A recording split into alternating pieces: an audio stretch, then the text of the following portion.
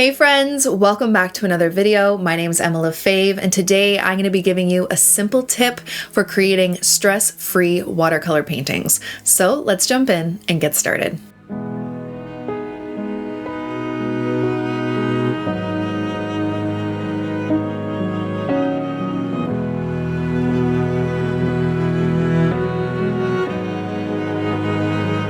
Okay friends, so I know how stressful it can be to come up with painting ideas and you're worried that things are not going to turn out.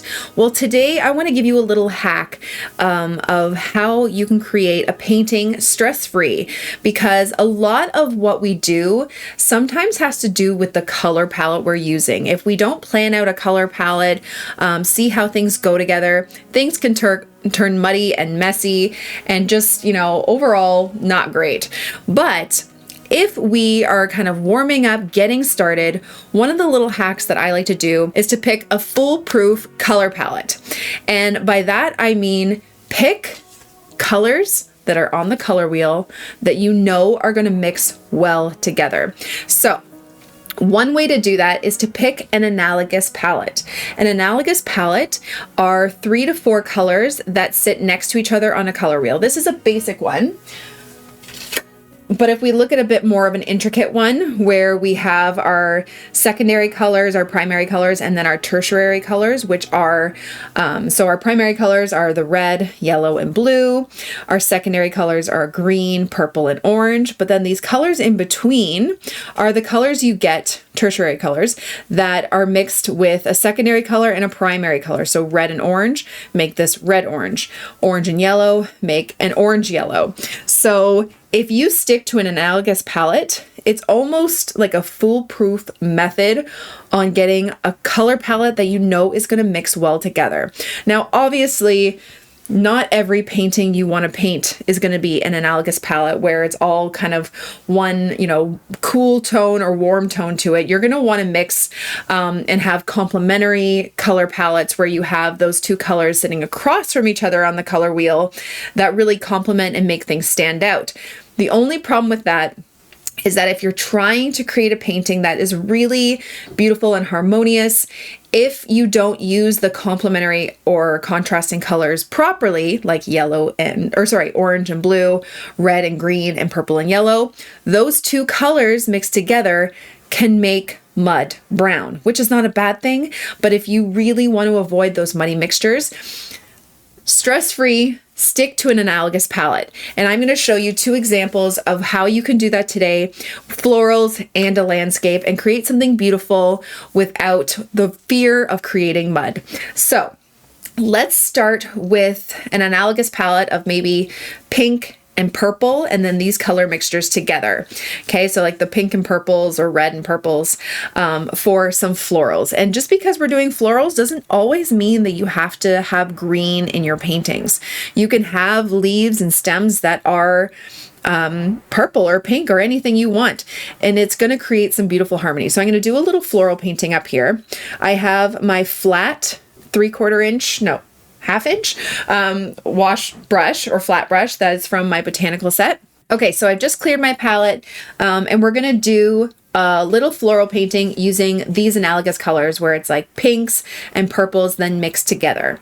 Okay, so even if you're not doing great with your composition, just kind of creating florals and petals within this analogous palette is almost foolproof. Okay, so I'm going to start with a pink flower here, and I'm just lightening it up as well. I'm using dark values, so lots of dark pink, but then also lightening it up and creating some lighter values just for some contrast.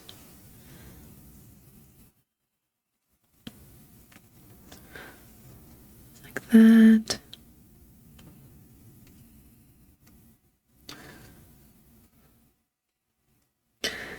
Then I'm going to slowly start adding some purple to it. Okay, maybe a little hints of darker petals in there. And I think I'm going to save the purple for the leaves.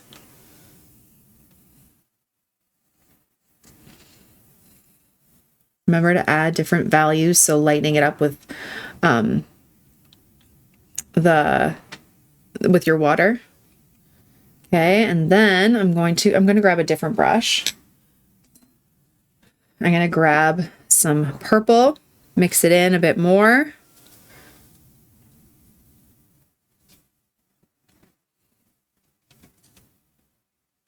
Add some bottoms to these petals. Add some little stems, kind of connecting it all. And then some leaves.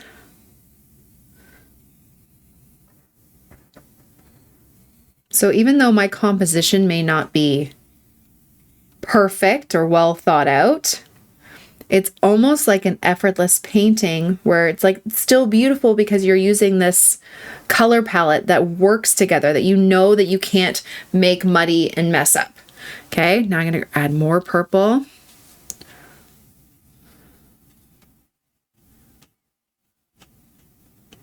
Can even add it into the center of this flower.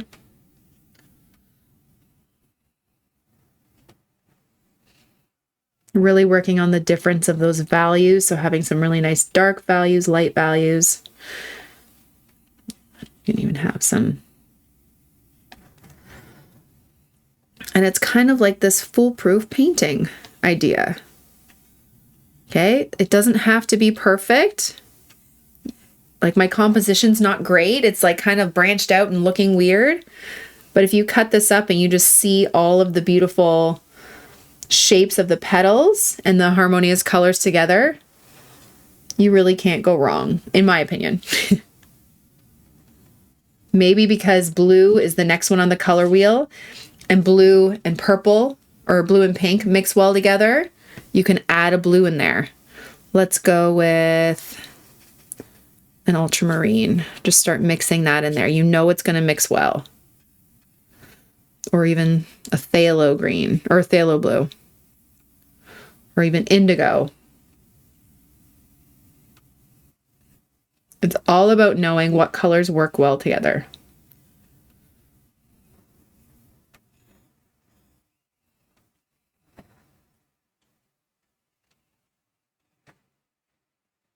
Okay, so there we have these beautiful florals that really, it might not be like a perfect painting idea or something that you want to hang up on your wall, but you're putting paint on paper.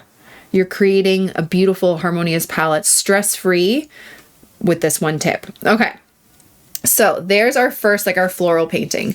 But now let's try and see if this works with a landscape.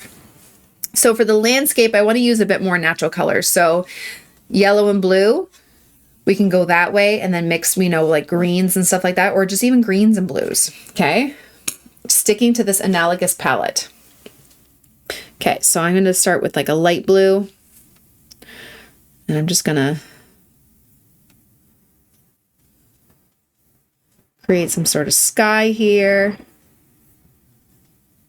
I'm really hoping that my mic is not picking up this wind in the background. It is insane out there. It's awful. I'm so over this winter weather. It sucks. All right. And then see how it's lighter at the bottom? I'm going to wash off my brush. I'm going to add a tad bit of yellow because that's still in our analogous palette here. Right here. Just a little bit. Can be like for a sunset, and I'm mixing it at the bottom where it's the lightest value of blue, so they don't really mix together and make too much of a green, but it's giving a little bit of warmth to the painting. Okay, then I'm gonna grab some green. I have some olive green here.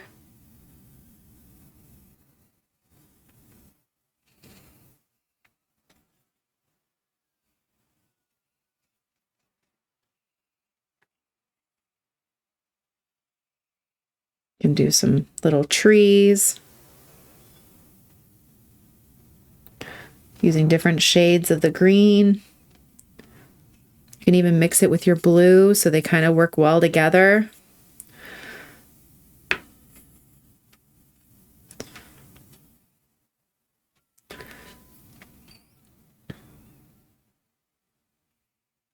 at our trees. And I'm just doing vertical lines, but because it's wet, they're all bleeding into each other.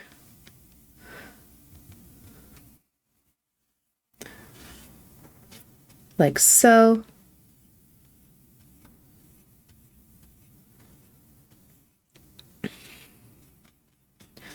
Now maybe I want to add some blue flower, or not blue flowers. Maybe I want to add some flowers into this, but again, sticking to our analogous palette, because this is where it could get tricky. So if I wanted to add flowers in here that were pink, I wanted to add them over top of the grass. If I add pink on top of this grass, it's going to cause mud.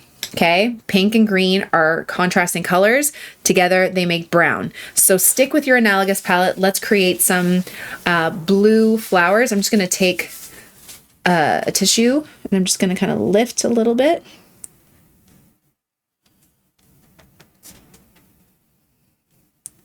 Just so we have a little bit of space to create some flowers here. And I'll get some blue. Let's do like this, and we can just kind of create little blue flowers.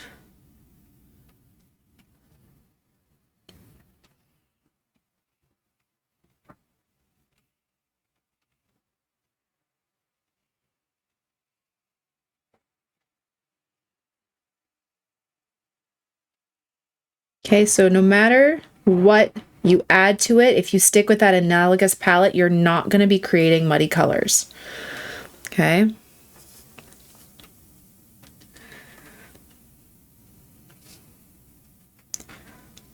The background's still, or the grass is still a little wet, so it's bleeding a bit. I am going to dry this really quickly. Okay, now that it's dry, maybe I'll add a little bit of, darker blue, maybe some outlines, maybe even a different blue, like a ultramarine, just for a little bit of contrast, having some of the darker colors in there. Just really kind of doing these squigglies. It's not anything too defined at all or detailed.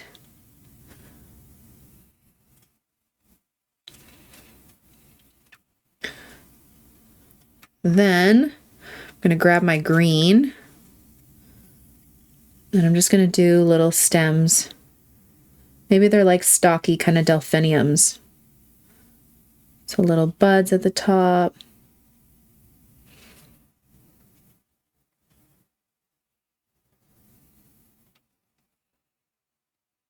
Little bits of grass at the bottom here. You can make it as detailed as you like. But see how that works, where it's just it all goes together. Because I think a lot of the stress that we find in our paintings is, what if it doesn't work out? What if I make it muddy? The colors don't go well together. Well, this is, like I said, my foolproof way to make sure that colors go well together if you don't know. And one thing that's really great about using an analogous palette is it often conveys a mood depending on which way you go. So here we have some cooler colors, greens and blues. It can create kind of like a calming effect when you're using a bit more of a cooler palette. Same with this is pretty cool. Even though we have the little hints of pink and stuff like that, it does have a lot of vibrancy to it because of the pink, but because we have a lot of blues and purples in there, it also creates a calming effect. If you wanted to create more of like a lot of warmth to your paintings, you could use more, warm colors like yellows and oranges, vibrant colors, cheerful colors. So I find this is more of like a calming palette to use, and you can really convey a mood based on these colors that you use. So like, look, the little flowers. And that that because it's an analogous palette, painting over top of like a green surface with a blue is not really going to change that color all too much as if it would if it was you're painting pink over green, which is that the contrasting colors, which will turn to mud. So I'm just gonna do some trees over here. Now that we're doing wet on dry, so it just a little bit more defined, like that. And you can just do as much or as little detail as you want. Okay, and there you go. Maybe do like a little bird or something up here. I don't know why I'm doing green.